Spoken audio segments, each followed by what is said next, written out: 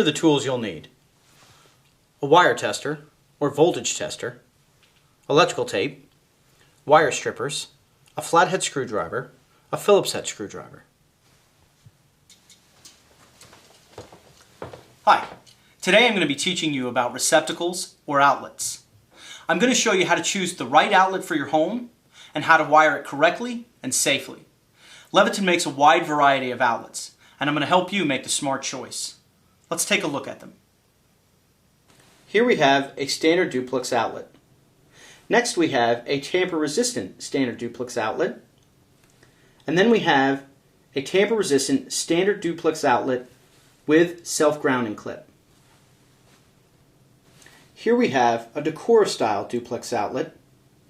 Next we have a tamper-resistant Decora style duplex outlet. And lastly, a tamper-resistant Decora style duplex outlet with self-grounding clip. So I've gone ahead and chose a 15 amp tamper-resistant Decora style duplex outlet. Now I also chose the one with the self-grounding clip. And the reason I did this is that my box is actually grounded. Now if your box isn't grounded and you have a ground wire, don't worry, I'm going to show you how to install that as well. Let's get started on the installation. So now that I've selected my outlet, I'm ready for installation. But I want to remember safety first. Come to the breaker, shut it off. So now that we've shut off the power, I want to actually take a handheld tester and check the outlet to make sure that power is off. And I see that it is. So now we can go ahead and remove the wall plate and take the old outlet out. So I've gone ahead and completely removed the old outlet. Now I have two cables that are coming into my box, right? So I took the two wires coming out of each cable and just grouped them to the side. Now you'll also notice that I don't have a ground wire or bare copper wire. Now that's actually because the two cables have a ground wire that's attached directly to the box, which is why I chose the outlet with the self-grounding clip. It will actually ground the device to the box and to those ground wires. Now if you don't have this, that's okay.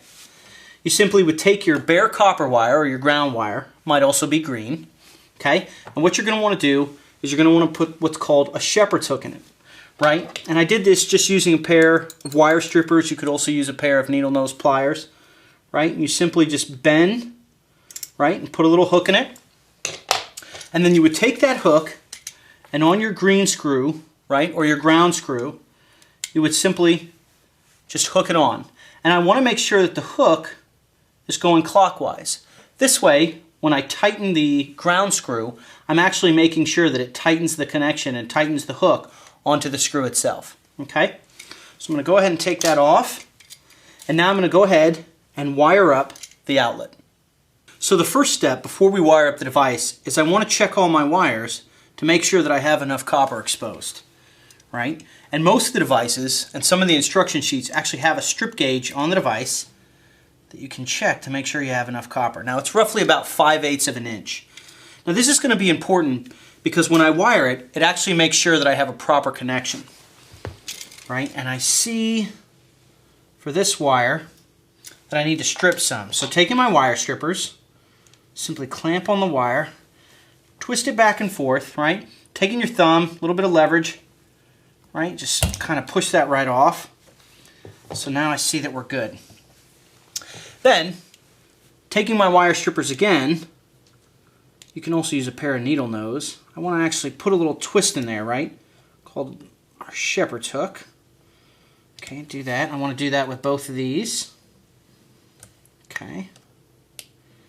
And I'm not going to do these other two because I'm going to show you another method for wiring. But if you wanted, you could do all four. Okay. And remember how I grouped these wires together? That's because I want to make sure that these two wires either go to these two screws opposite each other or these two screws opposite each other. Okay? So I want to make sure that my two blacks go on my brass screws, right? And I'm going to just hook that on. Okay? And I want to make sure that it's on clockwise again. Okay? Taking my Phillips head screwdriver, I'm going to go ahead and tighten that down. Okay, get it nice and tight.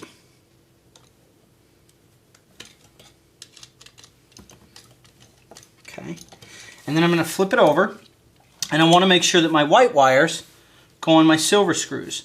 Now remember, I want to make sure that they're opposite each other, right? Because these two wires come from the same cable. So I'll put this one there. Okay, hook it on again. And taking my Phillips, go ahead and tighten that up. So the other method of wiring is actually called quick wire. And you'll notice that there are 4 holes on the back of the outlet, right? And what this allows you to do is take the wire and actually stab it into the hole, and it will grab the wire and make the connection, right? So I'm going to take my black, I'm going to stab it in the hole on the back, right? And I want to make sure that it's associated with the brass terminal, right? And because these 2 wires are coming from the same cable, I want to make sure that they both go to the same screws that are grouped together, right? In this case on the bottom. And I want to make sure that my white goes to my silver, right? Get it in the hole, stab it in, there we go. Okay, so now that that's in, I want to give it a little tug, make sure that it's secure, right? And now I can take my shepherd's hooks for my other 2 wires, and I'll loop that around. Again, I want to make sure that the shepherd's hook goes clockwise with the screw. This way, when I take my Phillips head screwdriver, okay, and I tighten the terminal screw, I'm actually tightening the hook. Make sure you give it a nice good turn, nice and tight. Okay, so now we'll turn it over, and we want to do our white to our silver. Okay. Again, taking my Phillips, tightening the terminal screw. There we go, nice and tight. Okay.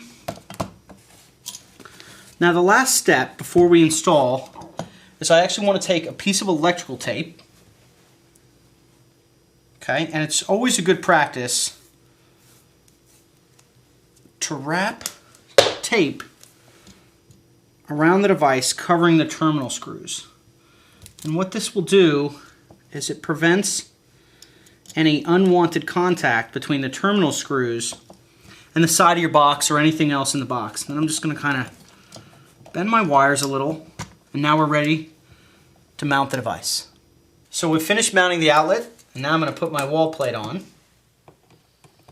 Okay, and you'll notice that I mounted it with the ground pin down. Now this is totally your preference. You know, you could turn it upside down and have the ground pin up, you know, whatever you like. And I actually like to make sure that my wall plate screws are vertical, up and down.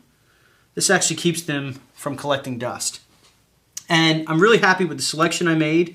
They're tamper resistant, which is an actual mechanism that prevents the insertion of objects into the outlet, right? Nice and safe, especially for children.